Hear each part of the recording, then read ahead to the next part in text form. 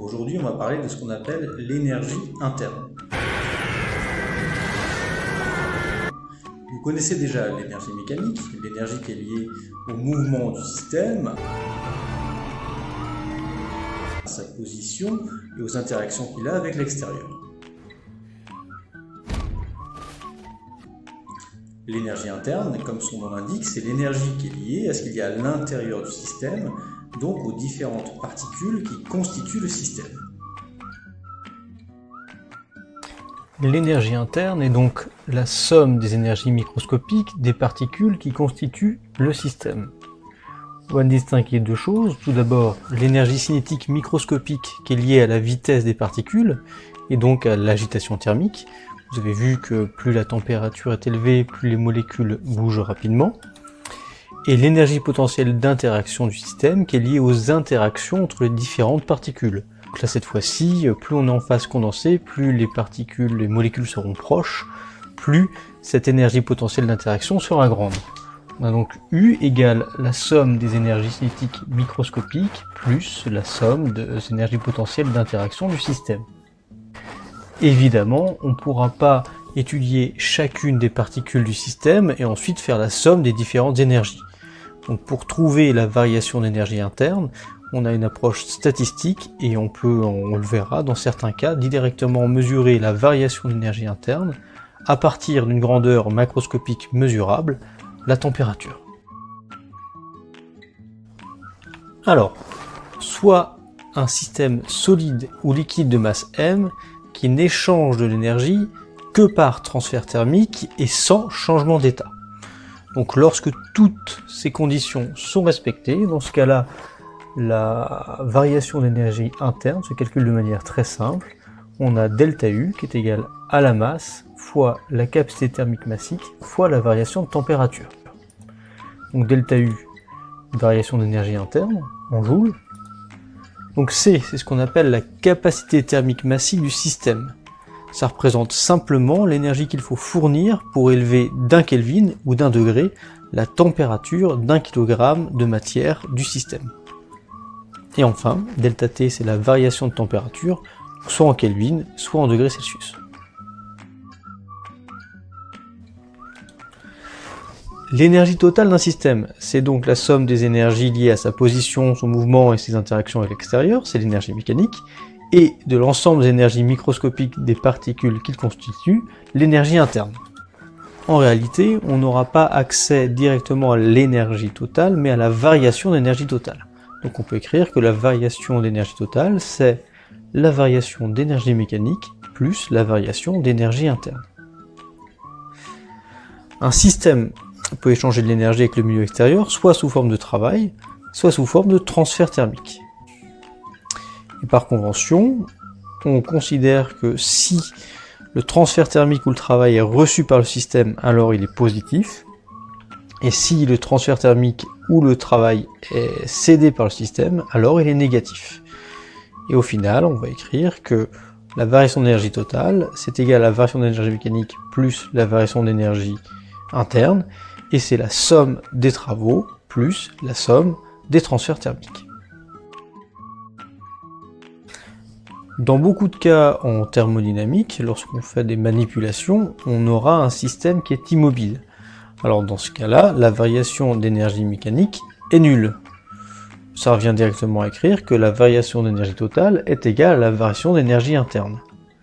Et alors on peut écrire que la variation d'énergie interne, c'est la somme des différents travaux et la somme des différents transferts thermiques. Comme application, on va essayer de déterminer le rendement d'une bouilloire électrique. Pour ce faire, on prend une masse de 205 g d'eau et une bouilloire électrique qui a une puissance électrique de 700 watts. Le principe est très simple, on va juste déterminer la durée nécessaire pour faire passer l'eau de la température ambiante à la température d'ébullition, soit 100 degrés Celsius.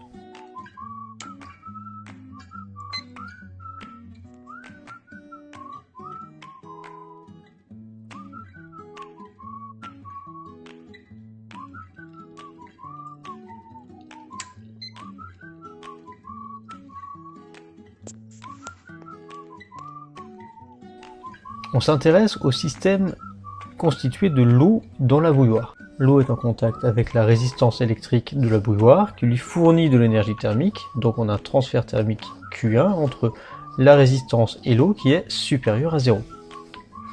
L'eau est aussi en contact avec le milieu extérieur, donc cette fois-ci c'est l'eau qui fournit de la chaleur au milieu extérieur, donc on a un transfert thermique qui est négatif. La résistance électrique, elle reçoit un travail du réseau électrique, qu'on va noter WELEC. On va maintenant appliquer les différentes formules qu'on a vues. La bouilloire étant immobile, le système a une énergie mécanique qui est constante.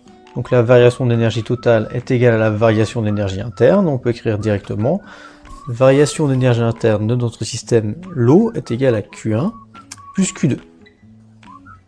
Comme l'eau n'échange de l'énergie que par transfert thermique et qu'il n'y a pas de changement d'état, parce qu'on s'arrête juste lorsque l'eau atteint sa température d'ébullition, je peux aussi écrire que la variation d'énergie interne de l'eau, c'est la masse de l'eau fois sa capacité thermique massique fois la variation de température.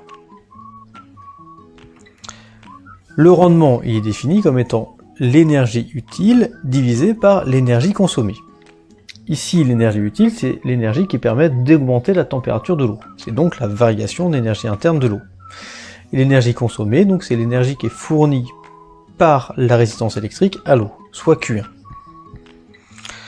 Pour trouver Q1, je vais considérer que ma résistance électrique est parfaite, c'est-à-dire que la totalité de l'énergie qu'elle reçoit du réseau électrique, elle la transforme en chaleur pour chauffer l'eau.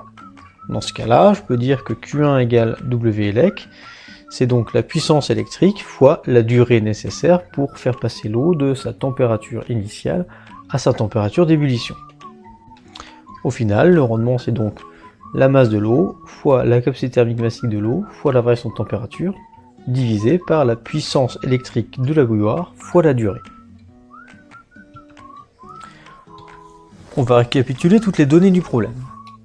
Tout d'abord, la masse, c'était 205 grammes, que je remets en kilogrammes, soit 0,205 kg. La masse volumique de l'eau, bien sûr, c'est 1 kg par litre. La capacité thermique massique de l'eau qu'on trouve dans les tables, c'est 4180 joules par kilogramme par Kelvin. La température initiale de l'eau, c'était 15 degrés. On atteint la température finale de 100 degrés, donc la variation de température, elle est de 85 degrés. Et comme une variation de température en degrés a la même valeur qu'une variation de température en Kelvin, je peux considérer que c'est aussi 85 Kelvin. La puissance électrique qui est indiquée sur la bouilloire, c'est 700 watts. Et enfin, la durée nécessaire pour faire passer l'eau de sa température initiale à sa température d'ébullition, c'était 2 minutes 10, soit 130 secondes. Je peux maintenant utiliser la formule qu'on a vue précédemment, et on trouve que le rendement est de 0,80, soit 80%. On vient de démontrer simplement que l'ordre de grandeur du rendement de cette bouilloire électrique est de 80%.